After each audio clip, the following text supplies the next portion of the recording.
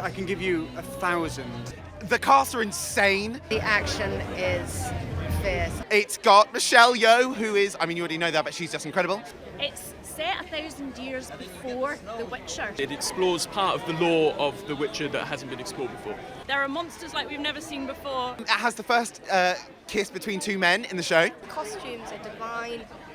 The makeup, the hair. Bon appetit. There's a deaf sign language using character. It's a show that's made with so much love, and that's really fun.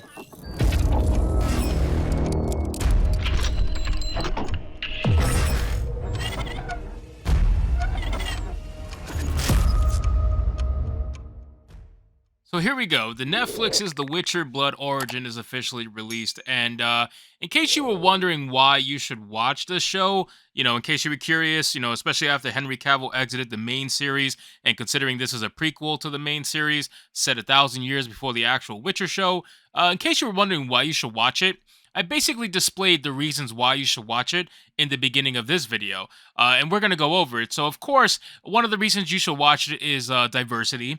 And also, don't forget more diversity. And you definitely should watch it for diversity. Diversity is huge. We got two gay men kissing. This is awesome. Definitely sought after in The Witcher for sure. And don't forget, we also have the badass Michelle Yeoh. And also, did I mention two gay men kissing? By the way, we also have a deaf character.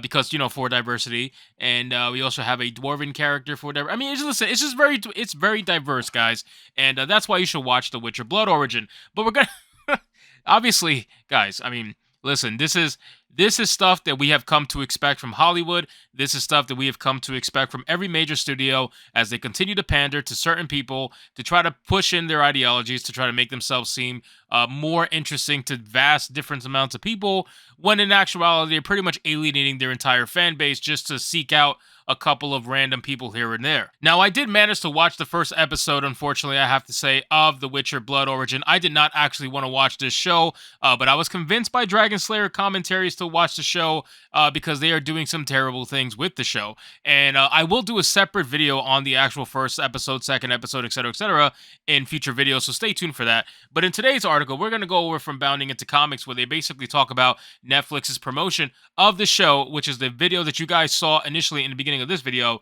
the promotion of the show, and them highlighting the fact that it has a first kiss between two men and a deaf character using sign language. It really is some sad stuff considering a fantasy show is basically using typical tropes from Hollywood to try to promote itself.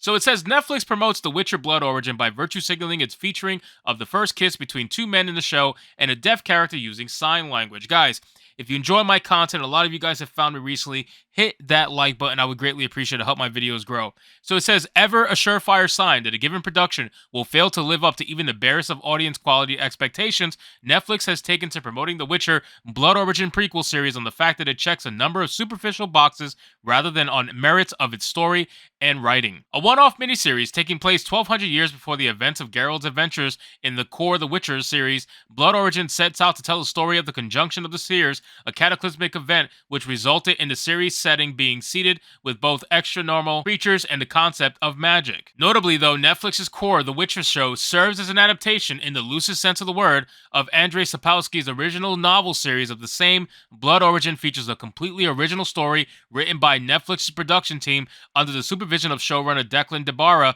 and general series executive producer Lauren Hisrich. Now, just to be transparent, guys, like I said, I did watch the first episode, and I gotta say, it is pretty fucking bad. Okay, it is pretty fucking bad. It is a true insult, I'm gonna say, to the Witcher series. If you guys enjoy The Witcher, The Blood Origin is a true insult, but for many different reasons. One of my biggest issues with this show is the god-awful, and I told Dragon Slayer this, the god-awful, awful CGI in this show. I thought She-Hulk was bad. The Witcher Blood Origin takes the cake. It is so bad. When you see the scenes with the mage and going into the other world and you see him summon his creature especially, it is fucking terrible. It is, oh my god. It almost took me out of the show completely. I was looking at it, I'm like, what am I watching? Am I watching a modern day fantasy show? Am I watching something from the 90s? Like, this is terrible looking. This is really, really bad.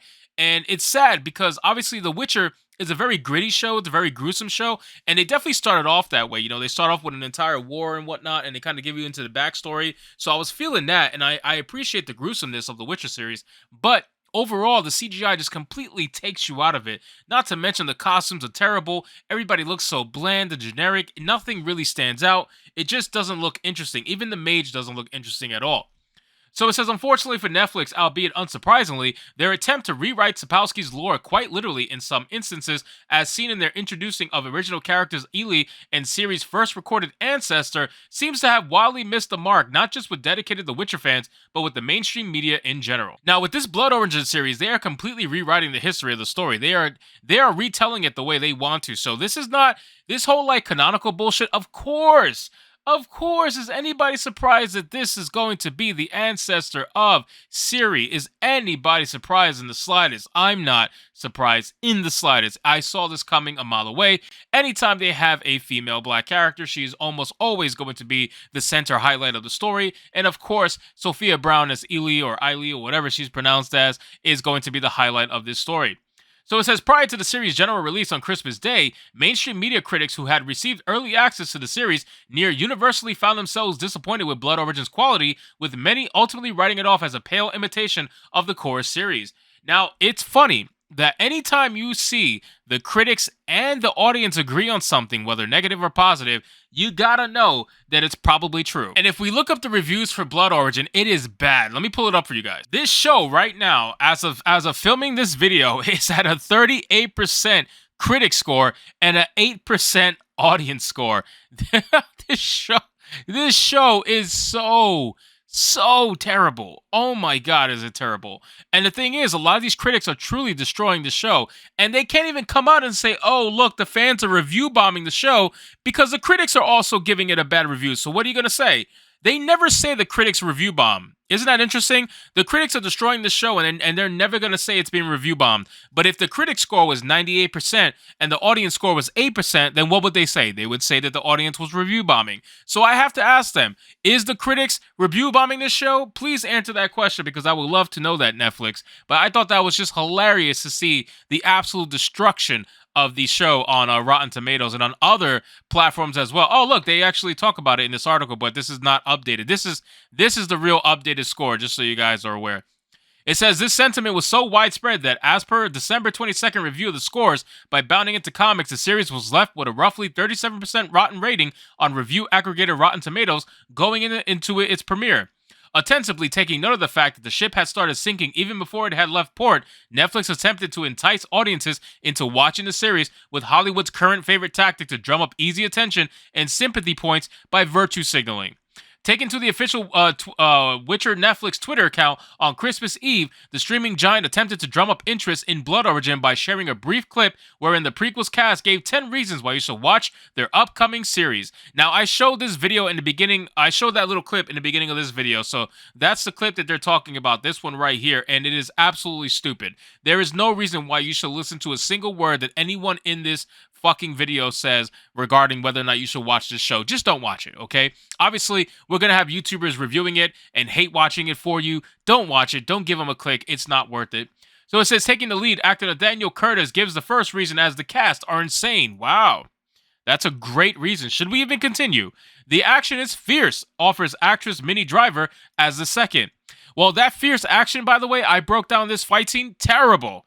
Terrible. It was even worse watching it on the actual television and watching it play out fully without pausing it. It's even worse. It goes by so fast that you try to pretend like it didn't happen, but it's god-awful. Not only that, the weapons are terrible. It almost looks like it's made of plastic. It is so bad. I don't understand why they don't put more money and more effort into the actual designs of the costumes and the weaponry. It is not selling me at all. It is so bad. I don't even want to continue because you guys already saw the video in the beginning. So we're going to cut off here and speak basically about the fact that, guys, do not watch this show. Please do not give him a click. It is not worth it whatsoever. I'm telling you, if you are a fan of The Witcher, this show is going to make you hate it. And from what I hear about episode number 2, I'm not even wanting to see that because I already know it's going to piss me off what they do to a major character in the lore. So anyway, guys, thank you so much for watching this video. I hope you did enjoy, and if you did, consider leaving me a subscribe. I would greatly appreciate it. Don't forget to like the video, comment, let me know what you thought of today's story, and I'll see you guys on the next one. Hypnotic out.